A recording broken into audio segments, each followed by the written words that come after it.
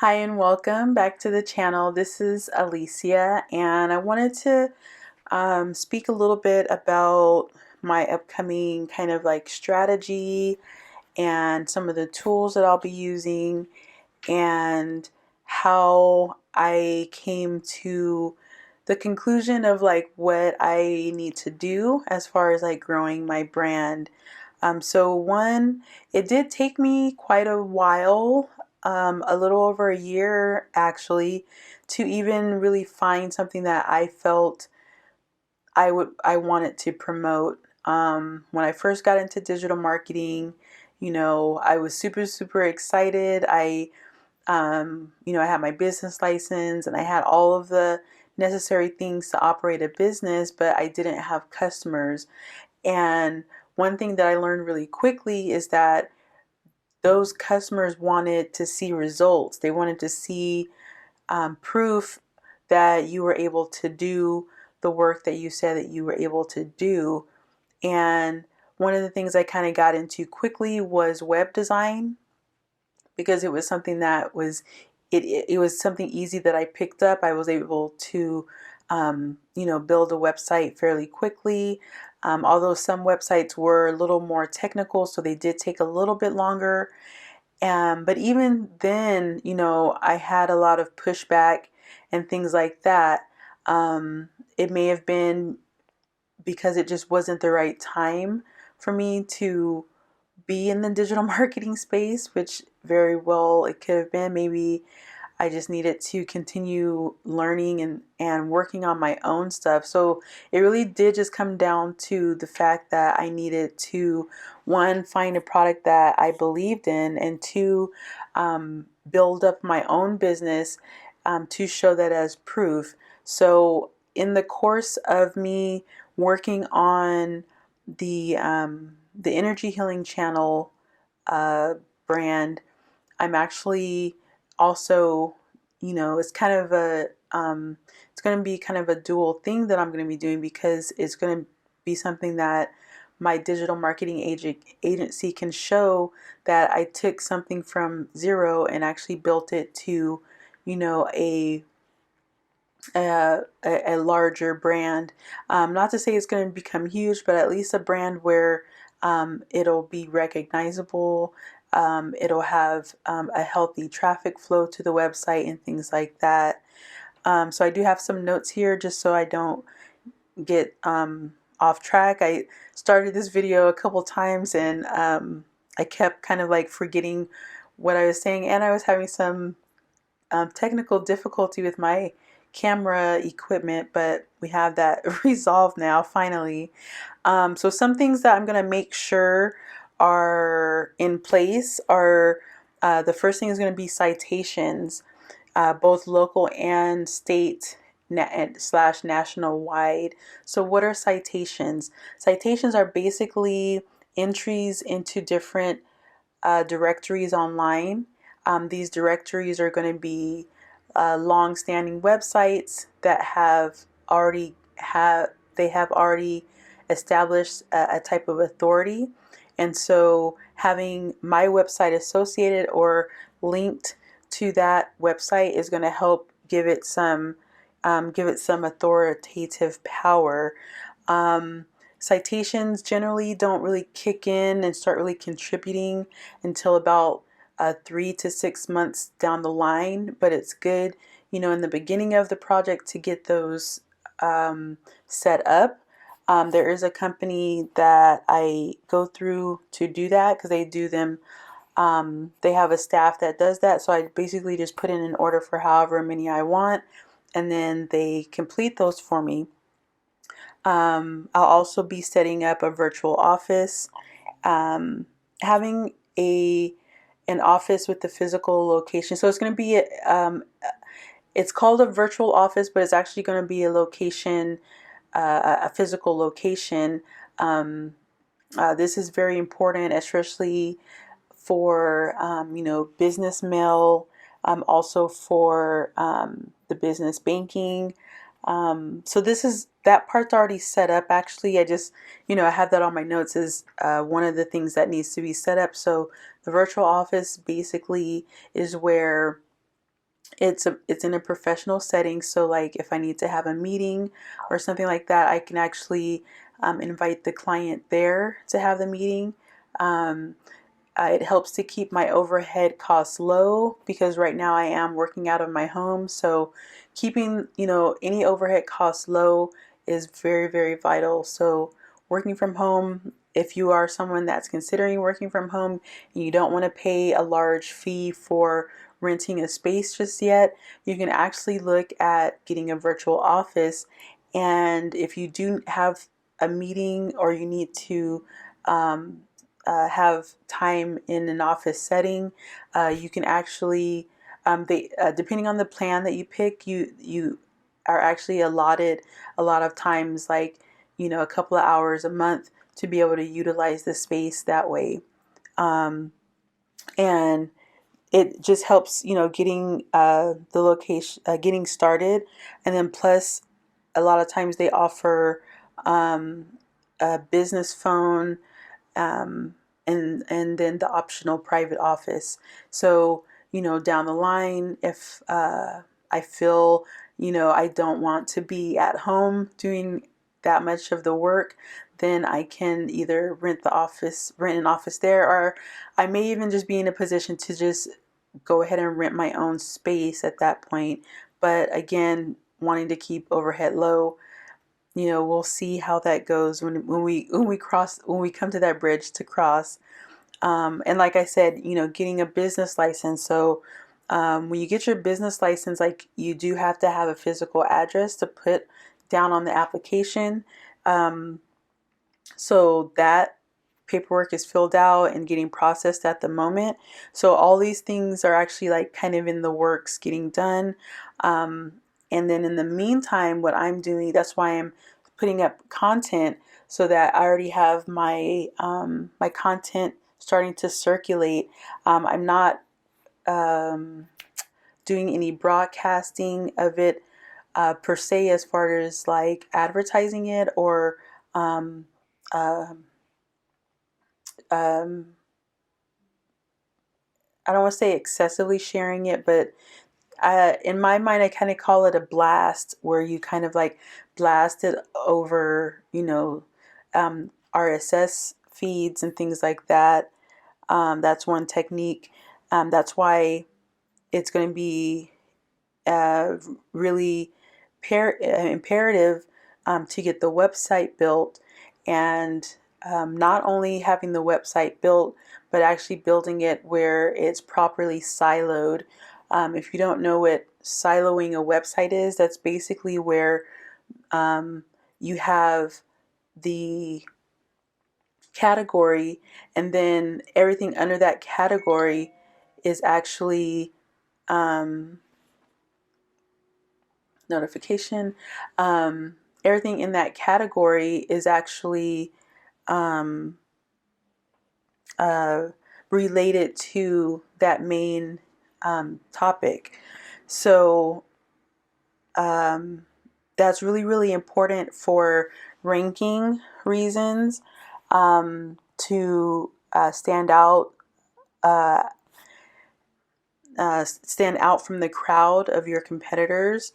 I don't really like using the word competitors, but in a sense, they are your competitors, because the customer can either choose you or them, and so you want your website to rank, as especially in um, the map pack. So I'm sure if you've ever like searched for a restaurant, or you search for any type of service, tires, um, like I said, restaurants, or hair salons, or anything like that.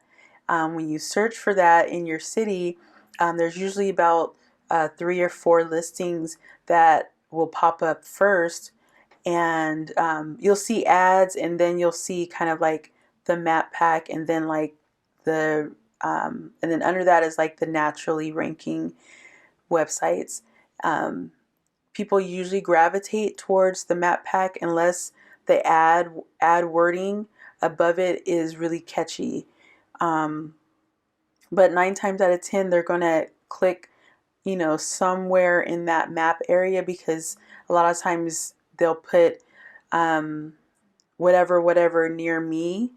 And, if you are in that city or state, depending on how, what industry you're in, sometimes someone may not even be in their city, but if you're at least in that state, then you would show up. And especially too, if your website is properly siloed for one, and if it has its schema data properly put together. So your schema data is basically the language that your website communicates with to the search engines. Any and all search engines talk to your schema data. So when someone um, types in a query, um, where to get a flat tire fixed, right? So they type that into the search, and then some tire shops will show up. Now, just really depending, um, I mean, a lot of times it is going to be the major brands, and that's because they have age. Their website has age, and they have a lot of this already done for them. Excuse me. Um, but a lot of it is the age, but they've been catching on, and they've been having web developers kind of go in and correct a lot of this stuff. So if you're like a smaller business, auto body shop, tire shop, hair salon, a small restaurant, a mom and pop shop or something, your website needs to have these things so that you have a chance of even showing up. A lot of times they'll get a website designed and created, and then they think that's it. And you don't even show up in the first 100 searches. And in reality, no one really looks past the first page. And the way things are developing now, people are doing voice searching with their Alexa and with their Google Home devices. And so, those, um, it's pulling from Google. So, like, if you don't have your positioning on the first page in the first three slots, the first 3 to 5, really depending, but I would say like positions 1 and 2 are going to be very, very critical, because um, that's what the virtual assistant or whatever is going to read out. Um, so so yeah, having the schema data done. I'm going to actually be using um, a company or a designer called Thrive Themes. I've tried a few different website designers. I've tried Beaver Builders. Beaver Builder was pretty good. That's what I started out with at first. It was pretty easy and simple. In my opinion, some people got a little, can get a little confused with it. But if you're not really technical in that aspect, um, then going with GoDaddy has a drag and drop website builder. Shopify has the same thing. I think Weebly, the last time I checked, they do as well. I don't know. There's something about Weebly that I don't like, but that's just my personal opinion. I do like building on WordPress because of the different security features that I can do on there. So it'll be on WordPress, and I'll be using Thrive Themes to actually build it. Like I said, there's security. I may talk about that a little bit more in another video, but I'm not going to go too deep into that. And then obviously integrating a payment processor, appointment scheduler, um, and then at that point, once I have kind of that foundation of the website set up, then I'll be going in and doing the content syndication.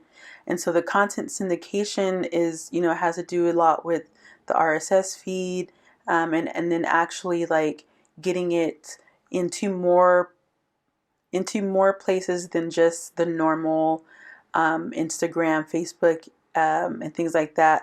Although those are places that it will also go, and things like that. Um, and then there is a new thing as well, which is the accessibility compliance, um, which recently was rolled out. And so making sure that my website is accessibility compliant is going to be very, very critical as well, because don't want to get no, you know, no unpleasant letters about not being compliant. So, and then personally, I am going to start out with cloud accounting.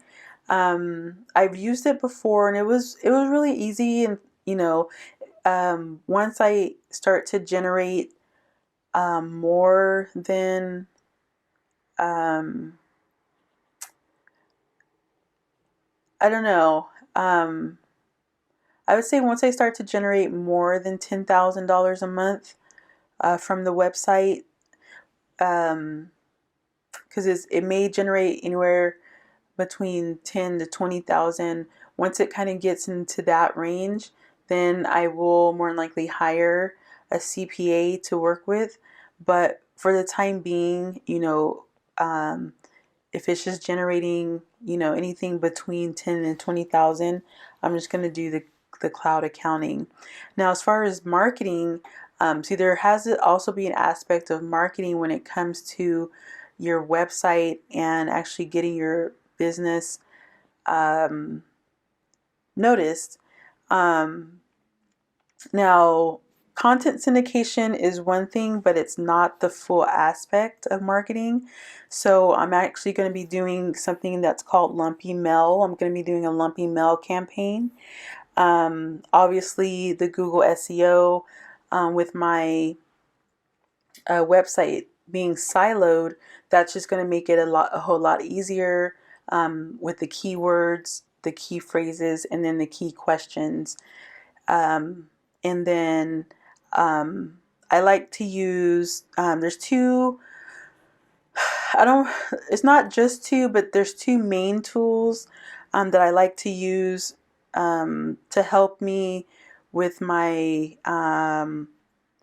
just to see and compare and measure where I am. So that's Moz.com and SEMrush.com. So those two websites, they are paid membership sites, and they're really, really good. Like, they give you real-time data and things like that. So a little bit about Lumpy Mail. So a Lumpy Mail campaign, I'm sure you may have seen it.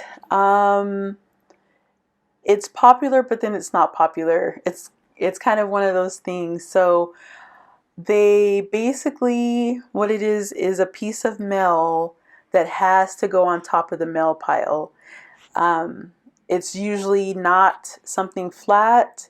It's not like a thick card or anything like that. It's actually like more of a 3D.